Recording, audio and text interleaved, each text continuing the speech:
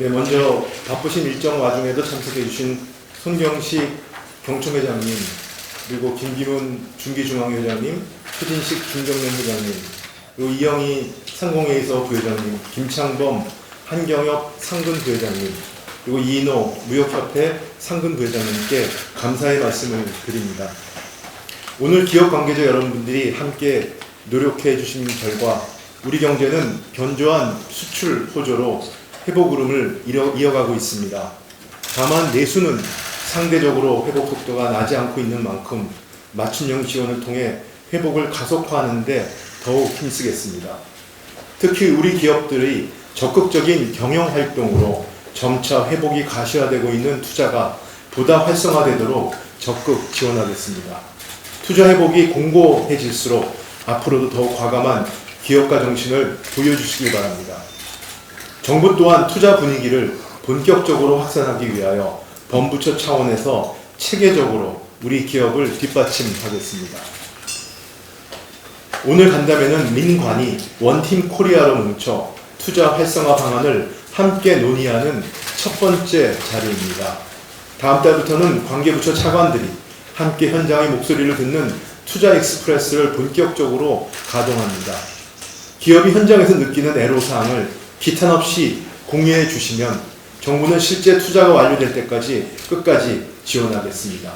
이와 더불어 기업에 더욱 강화된 투자 인센티브를 제공하기 위한 세제 개편 작업도 차질 없이 추진하겠습니다. 기회발전특구 창업 이전 기업에 대한 공제 한도를 폐지하고 모든 중소 중견기업을 지원 대상으로 포함하는 등 가업 상속 세제 지원을 확대해 기업 밸류업을 촉진하겠습니다.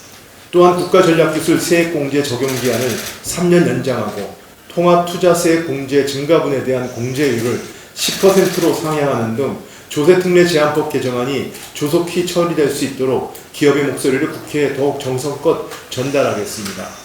우리 기업이 과감한 도전과 혁신이 결실을 거두기 위해서는 이를 끌어갈 수 있는 인재와 기술이 확보되어야 합니다. 이에 정부는 고숙련 엔지니어 부족, 해외 유출 등에 따른 첨단 분야 인력난을 해소하기 위한 제도 개선을 추진하겠습니다. 아울러 글로벌 우수 인재와의 교류와 협력을 강화하고 해외 거주 우수 인재의 국내 복귀를 지원하기 위한 방안도 마련해 나가겠습니다. 내년 R&D 예산은 역대 최대인 29.7조 원을 투입하여 한국이 글로벌 기술 패권 경쟁에서 앞서갈 수 있도록 하겠습니다. 특히 AI, 바이오, 양자 등 3대 게임 체인저와 반도체, 2차 전지 등 핵심 전략 분야에 집중 투자하여 기술 주권을 확보하겠습니다. 한편 정부는 우리 경제의 성장 잠재력과 지속 가능성을 높이기 위해 연금, 의료, 노동, 교육 계획과 인구 위기 대응 등 4+1 구조 개혁을 추진하고 있습니다. 이 자리에 계신 분들을 비롯하여 폭넓은 의견 수렴을 거쳐 사회적 공감대를 충분히 형성한 후 개혁을 완수하겠습니다.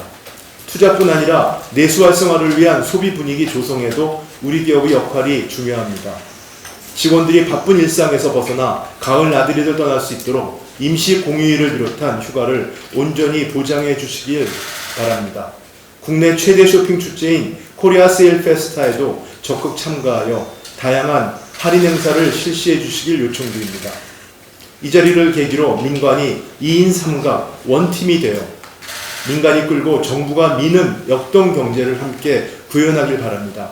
다음 주 정부는 제1차 투자 활성화 장관회의를 개최하여 건설, 벤처, 민간 투자를 활성화하기 위한 다양한 투자 대책을 발표할 예정입니다. 이어서 11월에는 우리 기업의 새로운 도전을 가로막는 경제 형벌 규정과 신산업 규제를 개선해 나갈 계획입니다. 오늘 건의해 주신 내용은 모든 유관 부처가 전향적으로 살펴 향후 대책에 반영하는 등 충실한 결과물로 응답하겠습니다. 네, 감사합니다. 말씀드리겠습니다. 경총회장 손경식입니다. 최근 우리 경제는 수출 호조로 무역 흑자가 15개월 동안 지속되면서 상반기에 OECD 최상위권인 2.8%의 높은 성장세를 보였습니다. 이는 OECD 국가 절반 가량이 1%에도 미치지 못하는 성장률을 보인 것과 비교하면 대단히 선전한 것으로 생각합니다.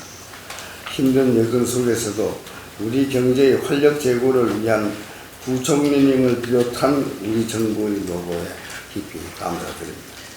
다만 글로벌 고금리 환경 하에서 소비, 투자 같은 내수가 뚜렷하게 개선되지 않고 있고 러시아, 우크라이나 전쟁, 미국, 중국 갈등 같은 대외 불확실성들도 지속되고 있어서 우리 경제의 회복을 낙관할 수만은 없는 상황입니다. 특히 반도체, 2차 전지, AI 같은 첨단 분야의 글로벌 경쟁이 더욱 치열해져서 우리 주력 기업들의 어려움은 여전히 큰 것이 현실입니다.